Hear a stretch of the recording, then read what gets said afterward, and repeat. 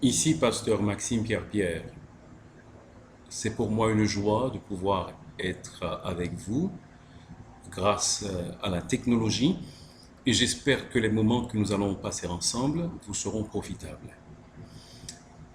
Nous tenons absolument à ce que les membres et futurs membres de notre Église aient la certitude de leur salut, qu'ils sachent qu'ils ont été régénérés, qu'ils sont nés de nouveau par la foi au Seigneur Jésus. C'est pourquoi nous voulons prendre le temps de partager avec vous ces quelques idées. Le Seigneur Jésus lui-même a dit que si quelqu'un ne naît de nouveau, il ne peut voir le royaume de Dieu. Comment donc parvenir à la vie éternelle?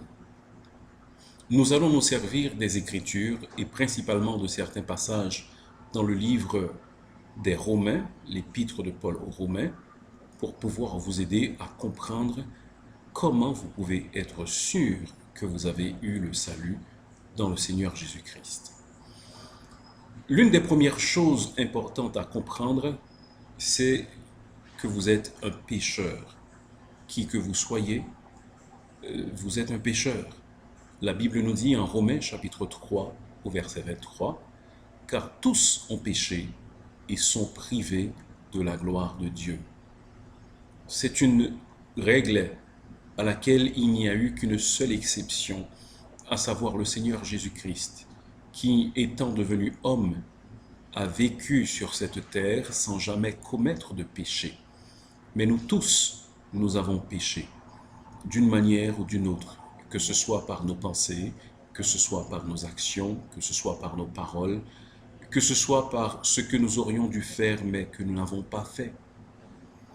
Non seulement il est important de comprendre que tous sont pécheurs et qu'ainsi ils sont éloignés de Dieu parce que Dieu est saint, ses yeux ne peuvent pas contempler le mal, il ne peut pas tolérer le péché, il ne peut pas admettre le péché en sa présence. En deuxième lieu, il nous faut comprendre quelles sont les conséquences du péché. Car Romains chapitre 6, verset 23 nous dit « Car le salaire du péché, c'est la mort. » Vous savez ce qu'est un salaire, n'est-ce pas? Un salaire, c'est ce que vous recevez après avoir fourni un effort, après avoir fourni un travail quelconque. Ainsi, la juste récompense qui s'attache au péché, c'est la mort. Et la Bible nous parle de plusieurs types de morts, et nous pouvons observer autour de nous plusieurs types de morts. Le péché a engendré d'abord la mort physique.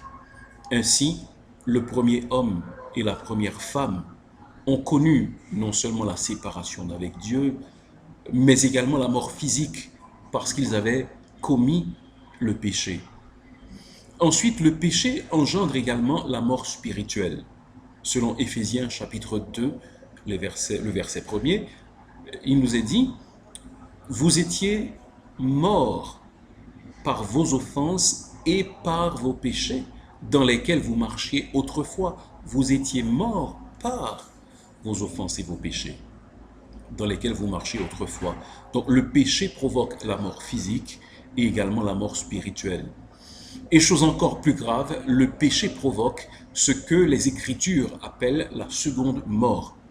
Ainsi, en Apocalypse, chapitre 20, versets 14 et 15, il nous est dit que tous ceux dont les noms ne furent pas trouvés écrits dans le livre de vie furent jetés dans l'étang de feu, et que l'étang de feu, c'est la seconde mort.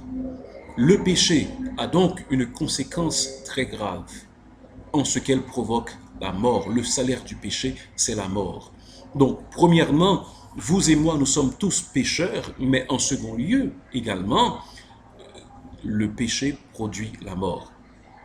Si je devais m'arrêter à ces deux points, je n'aurais pas de bonnes nouvelles à vous annoncer. Ce serait une bien triste nouvelle. Mais heureusement, Romains 6, 23 ne s'arrête pas là. Le reste du verset nous dit « Mais le don gratuit de Dieu, c'est la vie éternelle en Jésus-Christ notre Seigneur. » La vie éternelle nous est offerte par Dieu. Comment cette vie éternelle est-elle offerte et comment pouvons-nous l'obtenir? En Romains au chapitre 5 et au verset 8, nous lisons ceci. Mais Dieu prouve son amour envers nous, en ce que lorsque nous étions encore des pécheurs, Christ est mort pour nous. Quoique nous fussions des pécheurs, Dieu nous a aimés. Il nous a aimés d'un amour infini, d'un amour insondable, d'un amour incompréhensible. Et dans son amour, il a envoyé son propre Fils Jésus-Christ à notre place pour qu'il puisse mourir sur la croix du Calvaire. Il est mort alors que c'est nous qui devions mourir, parce que c'est le salaire du péché qui est la mort. Or, comme je l'ai précisé tantôt, Jésus notre Seigneur n'avait pas péché. Mais dans son amour, au lieu de nous laisser mourir et d'être éternellement séparés de lui, dans les temps de feu et de soufre, Dieu a fait mourir son propre Fils Jésus-Christ à notre place. Ainsi, tout homme peut recevoir la vie éternelle grâce au sacrifice du Seigneur Jésus-Christ. Cependant, il faut poser un acte. Il faut poser un acte de la volonté. Il faut recevoir ce don que Dieu nous fait, ce don miraculeux, ce don extraordinaire qui peut nous transformer. En Romains au chapitre 10 et au verset 9, nous lisons « Si tu confesses de ta bouche le Seigneur Jésus, et si tu crois dans ton cœur que Dieu l'a ressuscité des morts, tu seras sauvé. » Ainsi, nous ne devons pas nous contenter de savoir que Dieu nous a aimés, de savoir que Jésus-Christ est mort pour nous. Mais il faut faire un acte par rapport à cela. Il faut croire. Il faut croire de son cœur. Il faut confesser de sa bouche que Jésus-Christ est ressuscité des morts. Et c'est à cette condition-là que nous pouvons être sauvés. C'est à cette condition que nous pouvons recevoir le salut.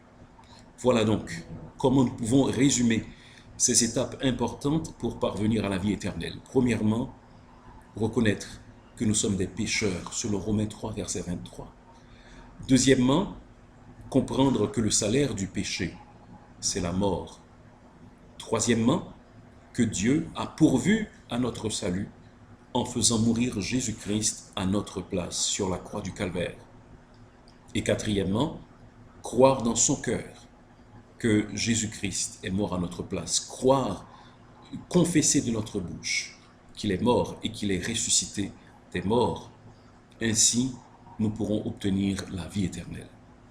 La vie éternelle, c'est la foi en Jésus plus rien. Il nous est dit également en Éphésiens chapitre 2, verset 8, « Car c'est par la grâce que vous êtes sauvés, par le moyen de la foi, et cela ne vient pas de vous. Ce n'est point par les œuvres, afin que personne ne se glorifie. Nous ne sommes pas sauvés parce que nous accomplissons des œuvres bonnes, parce que nous venons à l'église, parce que nous faisons l'aumône, parce que nous passons du temps dans la prière, parce que nous jeûnons, parce que nous donnons de notre argent, parce que nous chantons dans la chorale. Toutes ces choses sont importantes, cependant, elles ne procurent pas le salut. Elles doivent être le résultat du salut et non point ce qui nous conduit au salut et à la vie éternelle. Voilà donc, en peu de mots, comment vous pouvez être certain d'avoir la vie éternelle. Êtes-vous déjà né de nouveau? Si quelqu'un ne naît de nouveau, il ne peut voir le royaume de Dieu.